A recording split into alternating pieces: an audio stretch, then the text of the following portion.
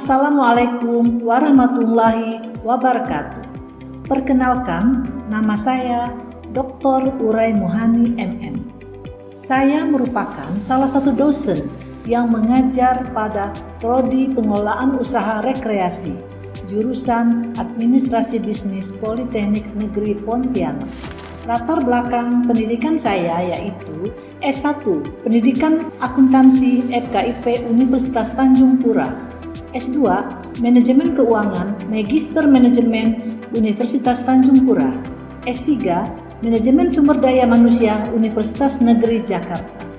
Adapun tujuan pembuatan video yakni adalah dalam rangka pernyataan diri dosen dalam unjuk kerja Tridharma Perguruan Tinggi untuk memenuhi persyaratan sebagai peserta sertifikasi pendidik untuk dosen tahun 2025. Kelompok ilmu saya adalah kelompok ilmu terapan, di mana pohon ilmu pengetahuannya adalah manajemen bisnis. Salah satu mata kuliah yang saya ampu adalah pengantar keuangan pada semester 2 dengan kode mata kuliah PUR 31823 dengan bobot SKS 2. Alhamdulillah, mata kuliah yang saya ampu ini sesuai dengan kompetensi keahlian yang saya miliki. Saya di sini akan menyampaikan detail dan pelaksanaan mata kuliah ini tentunya mengacu pada metode DIA, Delivery, Interaction, and Assessment, sesuai yang tertuang di RPS. Adapun delivery yaitu bagaimana saya menyampaikan materi pada saat perkuliahan. Sedangkan interaction yaitu interaksi yang saya lakukan dengan mahasiswa ketika perkuliahan. Sedangkan assessment berkaitan dengan sistem penilaian yang saya lakukan. Adapun deskripsi mata kuliah yaitu memberikan pengetahuan tentang konsep-konsep dasar pengantar keuangan, metode dan teknik-teknik pengelolaan keuangan perusahaan rekreasi, terutama yang berkaitan dengan keputusan investasi, kebijakan dividen, serta aspek strategis lainnya. Adapun materi pembelajaran pada mata kuliah pengantar keuangan meliputi 1. Gambaran umum dan menjelaskan pentingnya model neraca perusahaan. 2. Tujuan perusahaan dalam menciptakan nilai bagi si pemiliknya. 3. Prinsip nilai waktu dari uang, nilai sekarang dan nilai masa depan. Yang keempat, perpetuitas dan anuitas, tingkat bunga nominal dan real, serta penilaian obligasi dan saham. 5. Menyajikan keputusan investasi dalam rangka pertumbuhan untuk meningkatkan nilai perusahaan.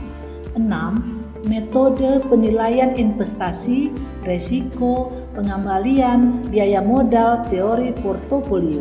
Dan yang terakhir yang ketujuh, teori efisiensi pasar dan karakteristik utang ekuitas.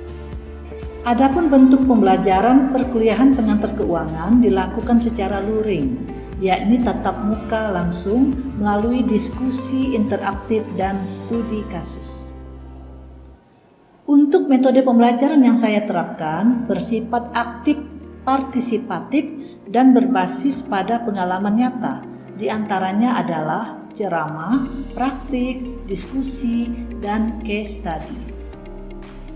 Adapun capaian pembelajaran meliputi CPL 1, CPL 2, CPL 3,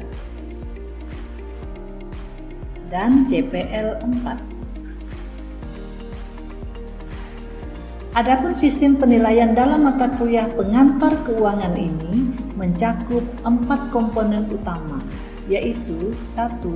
UTS dengan bobot 25%, 2. UAS dengan bobot 25%, 3. Tugas kelompok dengan bobot 35%, serta yang keempat, keaktifan kelas dengan bobot 15%. Penilaian dilakukan secara objektif berdasarkan indikator seperti ketepatan dan penguasaan materi, partisipasi aktif, serta kemampuan analisis terhadap studi kasus. Baiklah, untuk tahapan berikutnya, mari kita simak video pembelajaran mata kuliah pengantar keuangan. Bismillahirrahmanirrahim. Assalamualaikum warahmatullahi wabarakatuh. Waalaikumsalam warahmatullahi wabarakatuh. Selamat siang. Siang. Gimana kabarnya? Alhamdulillah, baik-baik, luar biasa. Ya, ini memang biasa kita gunakan ya. Ibu minta ulangi lagi, coba. Bagaimana kabarnya?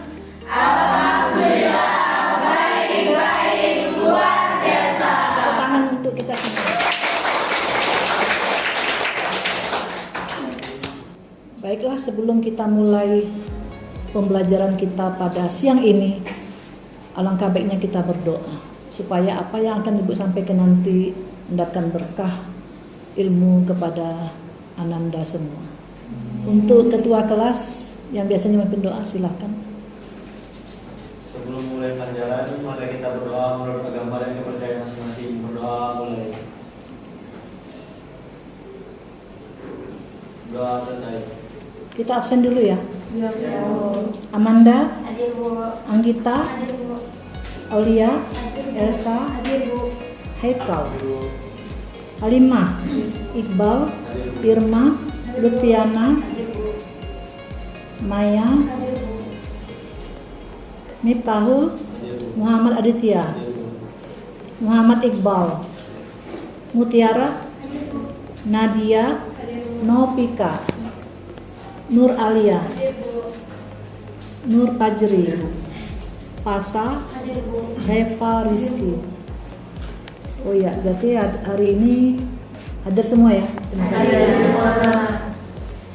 Untuk siang ini atau pertemuan kita pada hari ini dengan mata kuliah pengantar keuangan, ini ya, nama pokok bahasanya adalah model neraca perusahaan. Tentunya kamu masih ingat kalau kita sebut neraca, pasti masih ingat dengan laporan keuangan yang pernah kita pelajari minggu-minggu sebelumnya. Ada yang masih ingat apa saja laporan keuangan? Saya beberapa, ada laporan laba rugi, ada neraca, terus juga ada laporan arus kas. Ya. Siapa namanya? Nopika ya? Nopika menyebutkan ada 3, laporan laba rugi, neraca, laporan arus kas. Menurut PSAK bahwa laporan keuangan itu ada 5. Ada yang ingin menambahkan 2? Saya Bu. Ya, silakan. Duanya ada laporan perubahan ekuitas dan catatan atas laporan keuangan. Ya, kalau untuk yang lengkapnya, kalau ditanya ada berapa laporan keuangan, itu jawabannya adalah 5. Yang pertama laporan laba rugi, yang kedua laporan perubahan ekuitas atau modal, yang ketiga neraca, yang keempat laporan arus kas, dan yang terakhir apa? Catatan atas laporan keuangan. Nah, dari laporan keuangan yang pernah kita pelajari minggu-minggu sebelumnya di pokok bahasan sebelumnya, maka hari ini kita akan membahas tentang apa itu model neraca perusahaan, ya, khususnya neraca saja yang kita bahas pada hari ini. Tentu kita masih ingat ya, karena kemarin udah dibahas apa itu neraca. Nah, neraca ini kita ulangi lagi. Kita bahas kembali secara mendetil tentang model neraca perusahaan. Kenapa model neraca perusahaan ini sangat penting bagi perusahaan? Kenapa? Kita tahu ya bahwa yang namanya keuangan, yang namanya neraca adalah mengenai posisi kekayaan perusahaan. Kalau tadi disebutkan oleh teman-teman kamu tadi, pertama kan laporan laba rugi. Laba rugi itu tentang melihat apakah perusahaan itu laba atau rugi. Kita mau lihat tuh di laporan laba rugi. Tapi kalau kita mau lihat berapakah modalnya itu bertambah atau berkurang, melihatnya di laporan perubahan ekuitas. Kemudian kalau mau lihat posisi kekayaan, ingat ya, harta, utang dan modal itu dan posisi kekayaan perusahaan, kita melihatnya di neraca ini. Oleh karena itu, karena melihat posisi kekayaan atau aset perusahaan, maka neraca ini kita anggap sangat-sangat penting. Bagaimana tidak penting? Kita saja kalau tidak punya harta, apa yang harus kita lakukan? Sama dengan perusahaan, Harta, utang, modal merupakan satu rangkaian. Bagaimana, masih ingat dengan rumusnya? Harta sama dengan utang ditambah modal. Jika hartanya 1000, utangnya 200, maka modalnya berapa jadinya? Ini persamaan.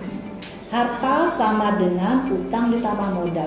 Jika hartanya 1000, utangnya 200, maka modalnya adalah 800. Atau dibalik, jika hartanya 1000, modalnya atau ekuitasnya 600, maka utangnya adalah 400. Ingat persamaan ya. Jadi harta sama dengan utang ditambah modal. Itulah dia neraca. Neraca itu sama dengan bagian dari persamaan dasar akuntansi, yaitu terdiri dari akun, harta, utang, dan modal.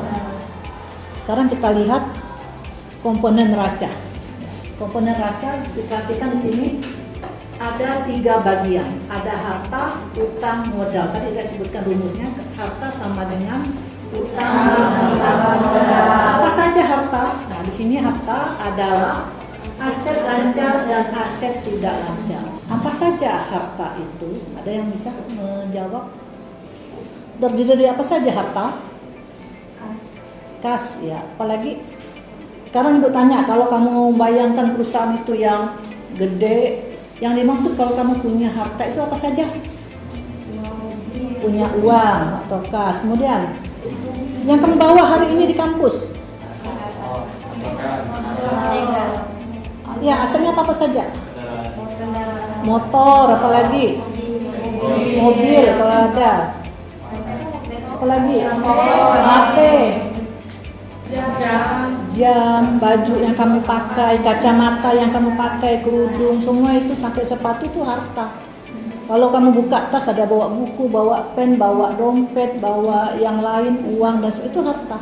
Nah, sama dengan perusahaan, dikelompokkan perusahaan itu.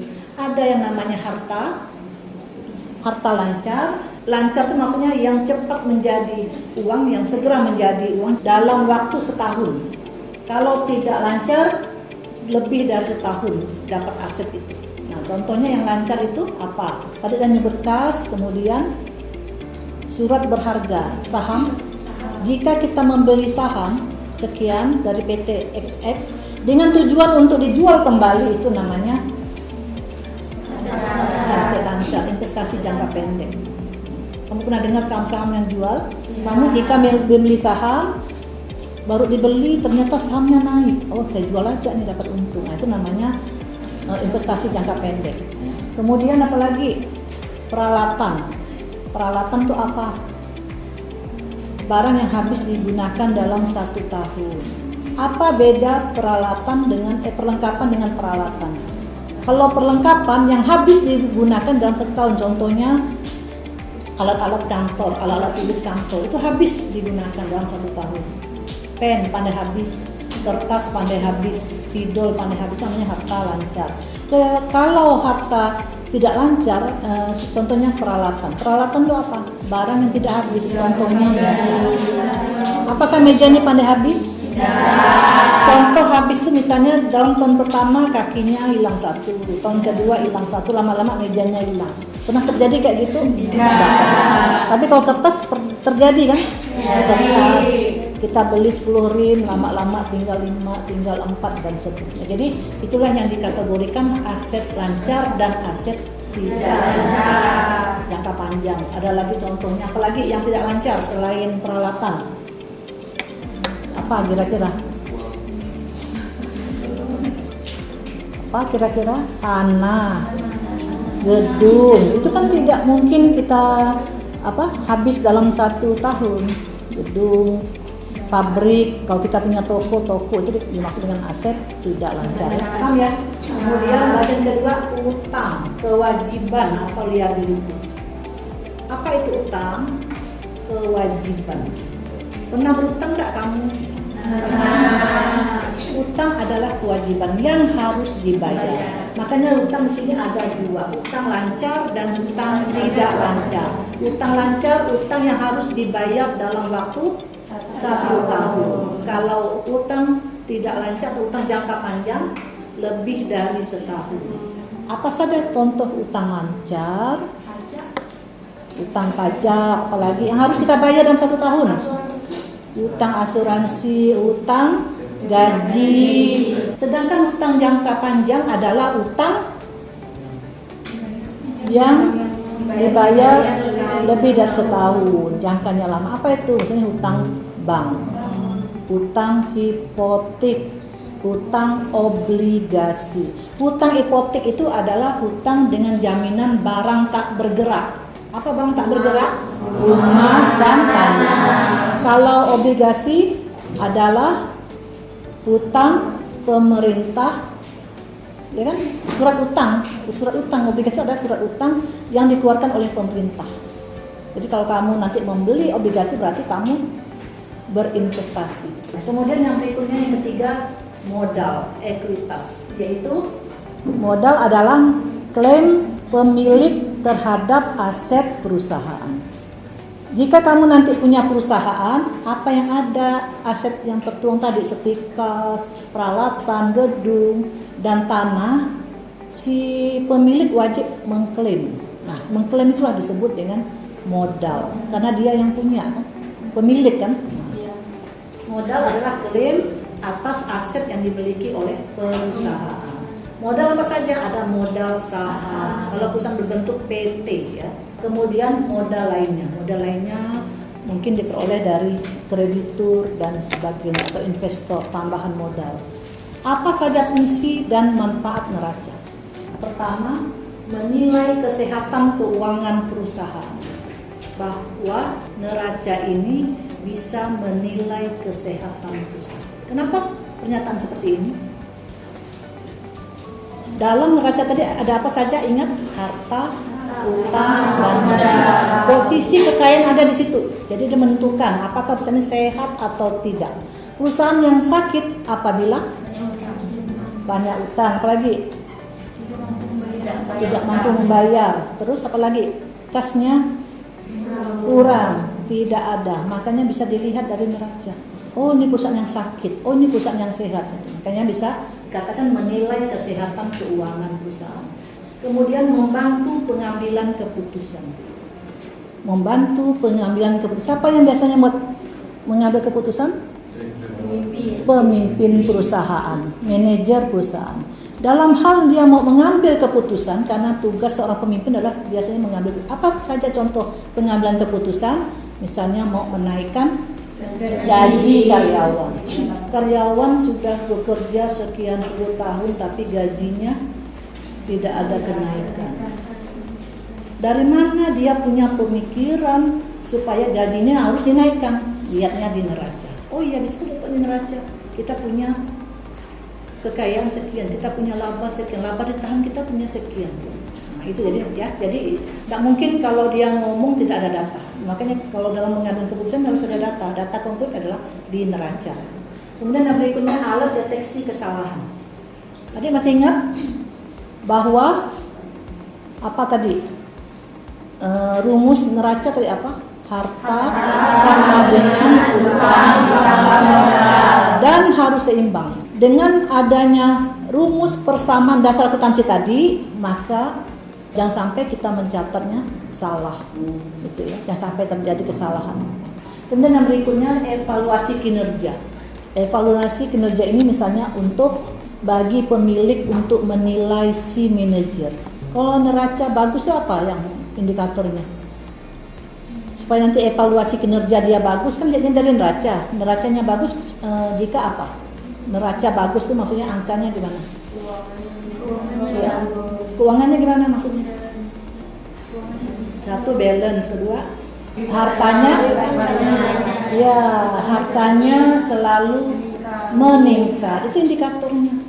Jadi kalau harta itu selalu meningkat. Kalau utang kalau modal jadi itu indikatornya. Lihatnya gampang. Apalagi kalau nanti udah bisa menganalisis. Apa itu analisisnya? Utang tidak boleh lebih besar dari modal. Nah, itu kuncinya di situ. Kemudian yang berikutnya transparansi kepada pemangku kepentingan. Ayo, kemarin udah pernah kita bahas Siapa sih pemangku kepentingan perusahaan? Siapa-siapa saja? Pemilik, apalagi? Yang berkepentingan terhadap perusahaan siapa-siapa saja? Investor, pemilik, siapa lagi? Manajer, kreditur, apalagi? Pemerintah. Kalau pemilik kepentingannya apa terhadap manajer, terhadap neraca? Untuk mengetahui kinerja manajernya, dia perlu neraca. Kalau dari neracanya utangnya ternyata lebih besar dari modal, maka dia mungkin tidak akan menginvestasikan modalnya atau dananya kepada perusahaan. Jadi lihatnya di situ, transparansi harus benar. Jadi tidak ada bisa disembunyikan lagi. Tidak ada pencitraan kalau dalam neraca. Kalau memang nilainya segitu. Misalnya hartanya 1.000 atau 1.000 itu dikatakanlah 1 miliar misalnya. Ya memang 1 miliar, bisa dicek. Ceknya gimana? Karena harta ada yang di bank bisa dicek kan, benar nggak sih? Perusahaan ini punya rekening sekian sesuai dengan neracanya, benar, harusnya benar. Nggak bisa tipu-tipu kalau neraca. Makanya itu sebagai acuan untuk transparansi pada pemangku kepentingan. Jadi maksudnya pemangku kepentingan tidak perlu capek-capek datang ke lokasi perusahaan, cukup dan nilainya dari neraca. Itu ya maksudnya kenapa neraca menjadi begitu penting. Ada yang ditanyakan? Ya silakan. Kenapa pemerintah tuh perlu tahu neraca perusahaan? Memang menjadi hubungannya dengan. Ya, bagus pertanyaannya. Kenapa sih pemerintah mau tahu misalnya terhadap neraca perusahaan? Nah, kira-kira untuk apa untuk apa pemerintah? Ya, untuk kepentingan perusahaan untuk dalam hal pembayaran pajak. Kenapa? Karena pajak sangat penting sebagai pendapatan untuk negara, penerimaan negara. Kita lanjutkan bentuk dari neraca perusahaan. Ini bentuknya. Ada 2 bentuk. Bentuk stapel dan bentuk skontro. Apa itu stapel? Stapel itu artinya report form, laporan, bentuk laporan. Vertikal, dari atas ke bawah. Ingat tadi komponen neraca, harta, utang, dan modal. Kalau dia bentuk stapel, berarti harta di atas, utang di tengah, modal di bawah. Bentuknya laporan, report, vertikal, atas, bawah. Yang mana yang atas, yang mana yang tengah, yang mana yang bawah. Paham ya? Kalau kamu lihat di contoh di perusahaan ada bentuk seperti ini, berarti namanya staple atau report form. Kemudian yang berikutnya adalah yang paling banyak dipakai bentuk skontro. Apa itu arti skontro? Sebelah menyebelah. Kalau dalam akuntansi itu nyebutnya bentuk T. Tahu bentuk T? T kan gini ya. Nah, ada sebelahnya, ada sebelah. Sebelah kiri untuk harta, sebelah kanan untuk utang dan modal. Disebut dengan skontro. Maka di sini seimbang. Keseimbangannya dianya di skontro. Yang paling banyak yang lazim dipakai perusahaan adalah bentuk skontro atau bahasanya akun POM. Nanti ini kamu boleh berdiskusi tentang bentuk neraca, yang mana yang nanti kamu dapatkan itu bentuk staple, yang mana bentuk skontro. Nanti ya setelah akhir dari pembelajaran kita ini. Ada yang ditanyakan? Sudah jelas? Berikutnya sampailah kita pada pengerjaan diskusi kelompok yang telah kita bahas tadi, yakni tugasnya adalah masing-masing kelompok yang ada yang pernah kita bentuk itu untuk melihat websitenya perusahaan. Bebas ya, perusahaan mana apa saja, entah itu BUMN atau perusahaan non BUMN. Kamu lihat di websitenya tentang neraca perusahaan. Yang berikutnya, yang kedua adalah kamu analisis, kamu lihat apakah neraca tersebut sudah sesuai dengan komponen yang kita pelajari tadi, yakni harta sama dengan utang tambah modal. Artinya apa? Di situ kita bisa menganalisis terutama tentang apakah utangnya itu lebih kecil atau lebih besar dari modal. Kita kan bicara yang ideal tadi kan? Nah, Jadi pada tahap kesimpulan, apakah perusahaan tersebut sudah ideal atau belum dalam hal untuk penyusunan neraca. Paham ya? Nah, silakan kamu kerjakan, Ibu kasih waktu sekitar 20 menit ya, untuk melihat di websitenya perusahaan tersebut. Silakan.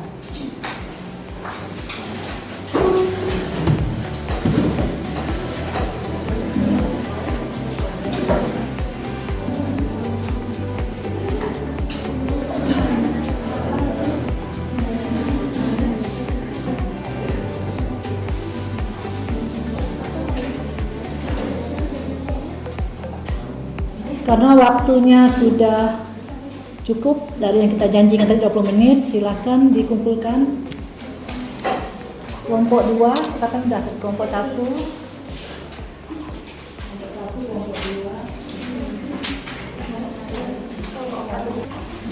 Baik ya, ini ada 4 kelompok yang tugasnya tadi sederhana sekali tugasnya, menganalisis neraca perusahaan, hanya untuk kita mengkonfirmasi dari pernyataan Ibu tadi apakah ini memang betul enggak gitu kan. Nah, makanya kamu tadi udah lihat sendiri seperti ini tadi kelompok 1 di perusahaan PT Sinarmas.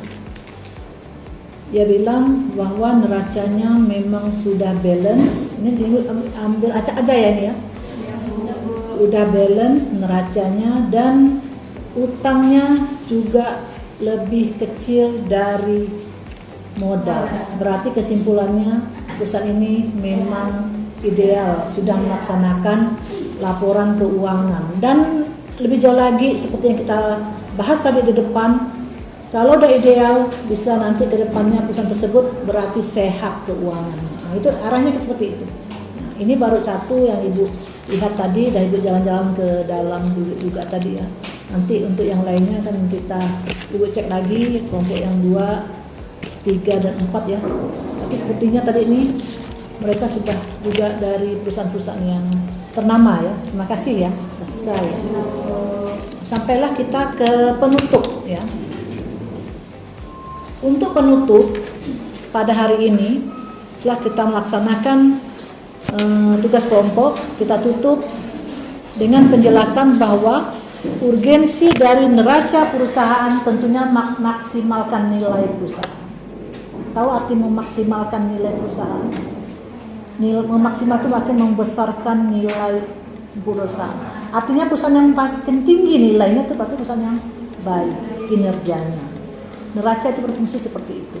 Kemudian dalam menjalankan fungsi-fungsinya juga efektif serta efisien guna tepat sasaran dan mencapai tujuan yang diinginkan. Itulah dari urgensinya sebuah neraca perusahaan.